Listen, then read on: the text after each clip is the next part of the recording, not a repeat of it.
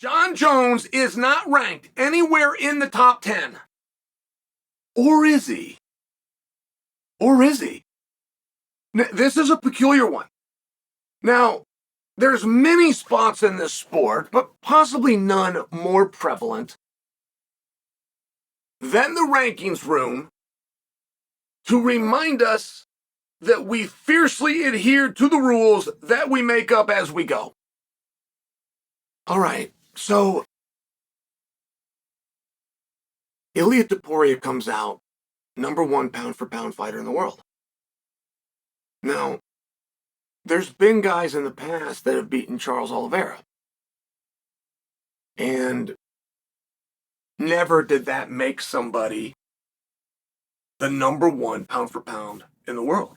Like, if you were to adjust that ranking, which is at least compliment-wise, the biggest compliment that we have in our whole industry, if you're just for compliments, it would be the pound-for-pound.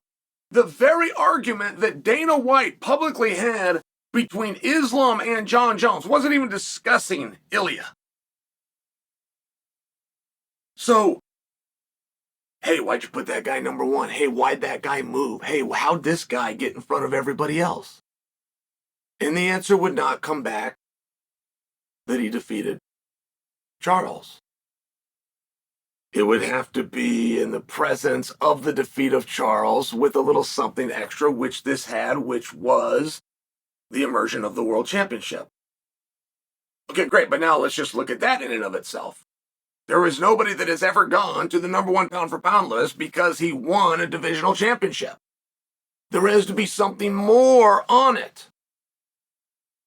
So Ilia goes to number 1. But it is important that if we're going to have a pound-for-pound championships, that we start with our champions. Can we agree on that? No matter how good a division is, it's very challenging for us to turn to the number 3 guy, the number 5 guy, just for example, on a pound-for-pound list, if he hasn't conquered his own division. Are you following my math on this? Because the reason that Ilia took over the number 1 spot is not for knocking out Charles, and it's not for being the 155-pound champion, not in and of itself. Ilia couldn't climb any higher. Those are the 2 things that he did. But what happened to get him number 1 on the list is they pulled people down.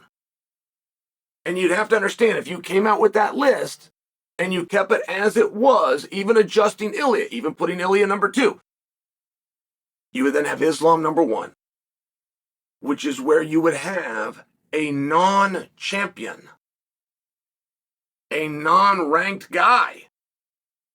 How would you put Islam number 1 pound for pound if you didn't even put him as number 1 at 170 pounds, which you can't get him to number 1 at 170 pounds because he hasn't fought there?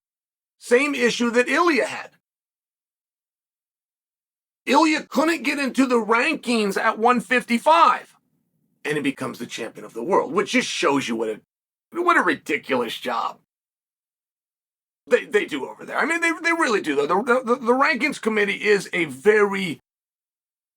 that is a group that lacks leadership. Somebody's got to grab a hold of them and go, listen, it's open for thought. You can be more objective with understanding that subjectivity is a part of this.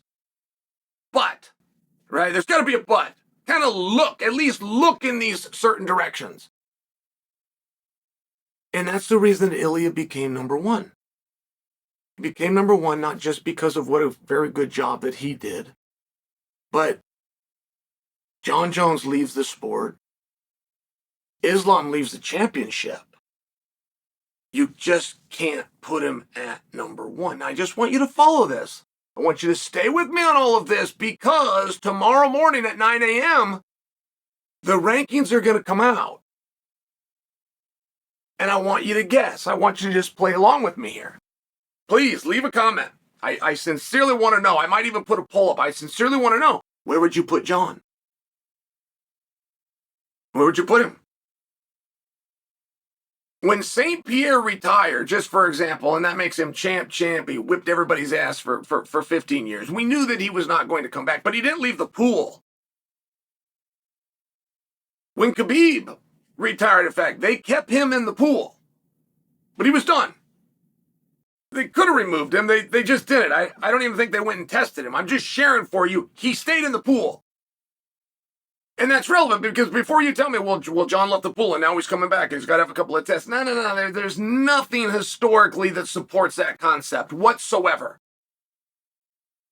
But one thing that the rankings committee has always been afraid to do is to put somebody, even the right guy, over somebody else without competition.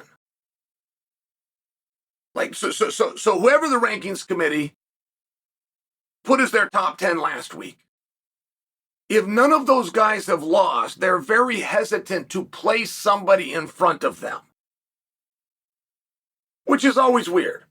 But we knew when Chimaev stepped into this that Chimaev was the player, even thought that he could be champion. They're like, well, we can't rank him. We can't rank him until he beats a ranked guy. Which, like, that sounds nice if you're doing this with heart, but we're not doing it with heart. You're doing it with your mind. Do you know what you're looking at or not? And it turned out no, they didn't know what they were looking at, which is why Chimaev went on to be undefeated. Just for example. So what do you do with Jon Jones? Jon Jones was not in the rankings a week ago. If he's a top fighter in the world, why wasn't he in the rankings? Well, you are going to default to an answer, which is he was not in the pool. I know that you're going to default to that. Does re-jumping in the pool without throwing a punch, is that enough? Is that enough to put Jon where he should be, which is number one? Now you got the champion and then you do the rank. You would put him at number one. Or do you believe that there is a heavyweight that can beat him and that's who you're going to put at number one? Because I'll tell you right now, if they don't put him at number one, they're not putting him anywhere. They're not going to bring him in and throw him at number 13, for example. They don't have the balls. They do not have courage. Trust me when I tell you that. So what do you do with him? Jon Jones has returned. He's part of the sport. He has not lost a fight. He's the guy who 2 weeks ago you said was the pound-for-pound best fighter in the world, and he was the champion of the division. Nothing has happened since then. And I'm just asking, do you rank him? And if you do you put him at number one?